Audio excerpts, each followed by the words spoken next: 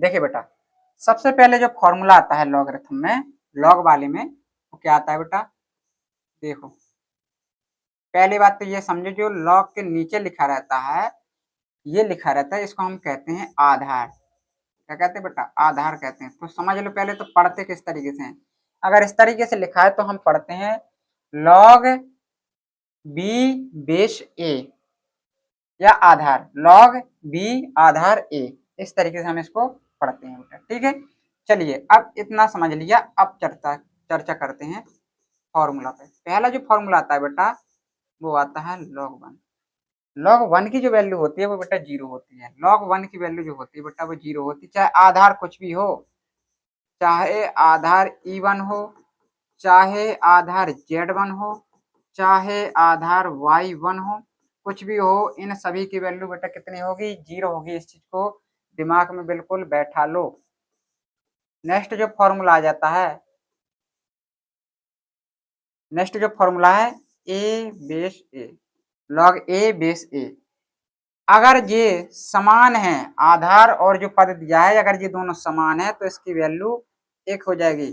और समझ लो B B, इनकी वैल्यू क्या हो जाएगी? एक हो जाएगी। अगर दोनों पद समान हैं तो उनका मान जो होगा बेटा वो एक हो जाएगा। ठीक है, इसके बाद जो चलते हैं बेटा, फॉर्मूला लिखा है लॉग एम इंटू एन। यहाँ पे कुछ नहीं होता, अगर आधार तो बेटा ई मान लेते हैं, एम इंटू एन क्या हो जाएगा? गुणा में है अगर, तो हम इसको प्लस में लिख देंगे, लॉग एम प्लस के लॉग एन। यहाँ पे भी आधार हमारा ई हो जाएगा। अगला जो फॉर्मूला है बेटा वो आ जाएगा लॉग ई एम बटा एन। यहाँ पे गुणा में था तो हमने ऐड कर दिया था, यहाँ पे बटे में भाग में है तो क्या कर देंगे? घटा देंगे, log E M minus log E N. गुणा में होता है बेटा तो ऐड कर देते हैं, जोड़ देते हैं अलग अलग करके, और भाग में है तो हम अलग अलग करके घटा देंगे, लॉग एम माइनस एन। अगला जो फॉर्मूला आता है हमारा, इसको समझ लो, अगर गुणा और भाग एक साथ आ जाए, यानी x गुणा वाई बटे में जेड करा, तो अभी हमने पढ़ा है बेटा कि गुणा वाले को ऐड कर देना है, log x plus log y. भाग में क्या है? जेड है तो माइनस के लॉग जेड आ जाएगा। ठीक है, इस तरीके से इन फॉर्मूला को कंप्लीट करना है। इसके बाद नेक्स्ट क्वेश्चन चलते हैं। अगर लिखा है लॉग बी बेस ए, बी बेस ए अगर लिखा है तो हम इसको लिख सकते हैं बेटा एक बट्टे लॉग बी, लॉग ए बेस बी, यानी इनके हम आधार चेंज कर सकते हैं, एक बट्टे के रूप में लिख सकते हैं, और इसका फॉर्मूला बन जाता है लॉग ए बटे में लॉग बी। इस तरीके से भी लिख सकते हैं, यहाँ पे बेस समान रहेगा, लेकिन क्या हो तो ई मान लो या एक्स एक्स मान लो, इस तरीके से मान सकते हैं हम लॉग एक्स ए लॉग एक्स बी। ठीक है, इस तरीके से हम लिख सकते हैं इनको।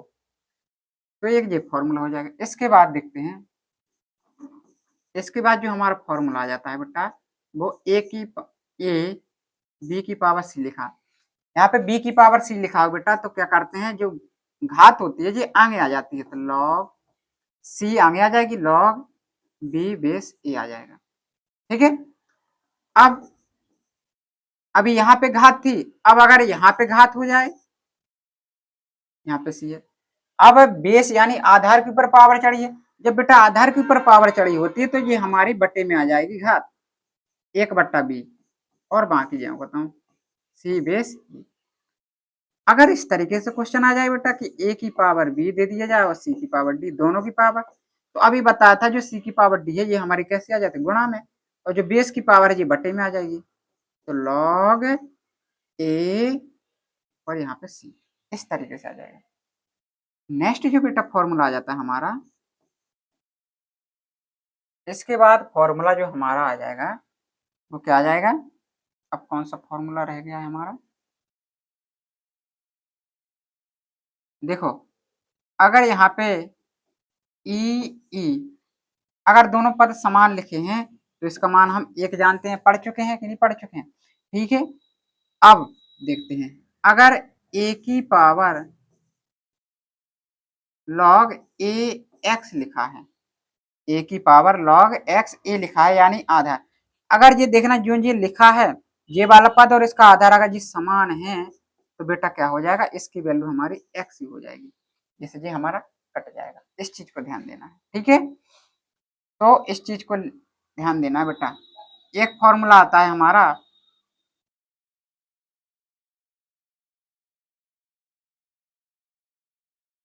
a की पावर log c,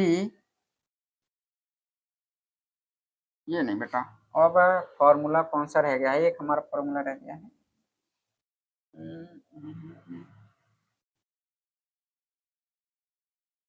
लॉग, यहाँ पे अगर बहुत सारे पद दिए गए हैं एक्स वाई जेड बटे में एक्स, यहाँ पे एक्स नहीं, यहाँ पे कर लो पी क्यू कर लो बेटा, तो क्या हो जाएगा, गुणा वाले को ऐड कर दो, लॉग एक्स प्लस के लॉग वाई प्लस के लॉग जेड माइनस के लॉग पी माइनस के लॉग क्यू, ये हमारा बेटा लॉग क्यू।